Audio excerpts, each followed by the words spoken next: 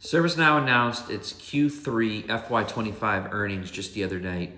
And, again, this is not a big surprise. They had 20% growth on their revenue numbers. They beat expectations. They beat guidance in certain areas. They spent a lot of time talking about AI. They talked about the pricing model, the consumption-based aspect of Now Assist and the Pro Plus offerings and why the investors should be excited. McDermott talked about CRM and gave his little jabs. And then on guidance, the guidance was strong, right? So none of that's surprising. I'm going to get into some of those numbers in a minute. I'm going to talk a little bit about what was said during the earnings call. But the net of it is this. If you're a ServiceNow customer, you have a renewal coming up in December, you have renewals next year, or you're already considering a Pro Plus upgrade or whatever it may be,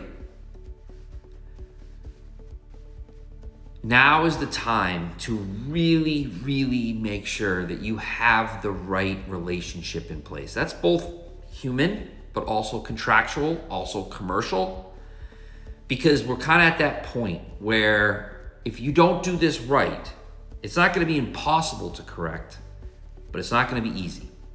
So let's get into some of those numbers. Like I said a minute ago, total revenue, $3.41 billion, beat analyst expectations of $3.35, growth of 22%. Subscription revenue, which is the vast majority of that revenue, is $3.29, 21.5% growth, beat expectations. They actually beat their guidance on that one too by about a point. When you think about the outer year revenue, the remaining performance obligation, or the RPO, they're sitting at $24.3 billion, growth of 24% on that. If you dive into some of the metrics that they like to report, a couple big ones, they had 103 transactions in the quarter, over $1 million in ACV, so annual contract spend. That's a pretty nice number. There's a lot of you out there that probably were part of that. They now, and they've been doing this for a little bit, report the customers that are spending $5 million. They have 553 of those right now. Of that group, so of the group that's spending $5 million plus on an annual basis, the average ACV of that group is $14.6 million per year. So again, a lot of growth, a lot of strong numbers, a lot of transactions, a lot of customers that are spending significant dollars, right? Significant dollars just means more reasons why you need to make sure your deal is done right.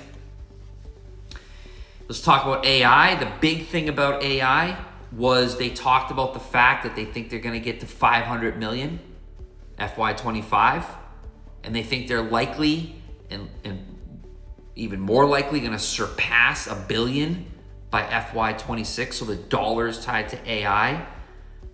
They did 12 Now Assist deals, I think Pro Plus upgrades in Q3 of $1 million or more. They had one of them that was 10 million. ITSM, HR, right? The Pro Plus net new ACV doubled quarter over quarter. Again, quarter over quarter, not yearly. ITOM Plus, 5x quarter over quarter. CSM Plus, tripled year over year. So growth, right? Growth. And then they have their core products, the ITSMs, the technology workflows, right? That 50 deals, $1 million, included 6 over 5 million. SecOps, IRM, 12 of the top 20 with 3 deals of $1 million or more, right? So strength there. And there's others, obviously, products. Talked about guidance. They raised their guidance, right? In terms of the full year FY25 number, they're thinking somewhere between 12.835 and 12.845, which would be about 20.5% growth. And again, they raised, right? They raised because they see their pipeline. They raise because they see the strength. They raise because they know their renewals are coming in December. A lot of them. They raise because their renewal rate is 97%, which, by the way, downticked a little bit. I talked about quotes. There was a lot of things said. I'm going to touch upon a couple of them. one of them I just got to get out there. I think McDermott sometimes can't help himself, and I get it, right? Benioff is over there at Dreamforce talking about ITSM and how they have an ITSM offering that's better than what's in the market, i.e. better than ServiceNow. So here comes McDermott, first chance he gets since Dreamforce, gets on the earnings call and talks a lot about CRM.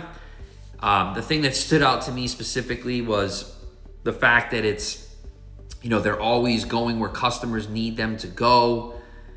They want a better CRM because the status quo just isn't cutting it. They have the next generation CRM,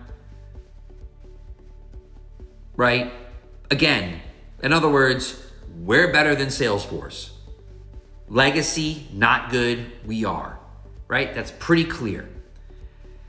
The other thing, couldn't miss it, whether it was McDermott, whether it was Mastiano, whether it was Zavri, Chief Product Officer, they all talked about the same thing, which is, hey, financial community, get excited. Get excited about Now Assist because we're closing deals. We're also seeing 55x growth on those that close in terms of usage and consumption. Our model is hybrid, so it's a unit-based, but then it's got a consumption piece to it. That's the Now Assist. So everyone should be getting excited out there because of the hockey stick that ties to Assist. That's McDermott. Mastiano talked about the flywheel effect, right? They're talking about getting the financial community excited about, hey, we may not see it now, but this is coming. And when the growth happens, not only is it going to mean more dollars, but it also means it's going to get use cases being built within the organization so that now we can sell them. Let's say we started ITSM Pro Plus, now we can go with HRSD Pro Plus, so forth and so on. So I cannot tell you enough. If you're interested, yes, upfront pricing is the need. You have to focus on that. You need intern protections. You need volume discount structures. You need swap rights, all of it. You need to make sure your other products have the right pricing. But if you don't have those assist packs negotiated, how much within the pack? When do I need a new one? What upfront volume am I getting before I have to start paying you more? What additional discounting, volume discount? If you don't have that covered, they win. And this is the key. They're building pipeline. They're excited and increasing guidance because they know what's about to happen. So prepare yourselves appropriately and don't let that happen to you. Make them earn that business and protect yourselves long term.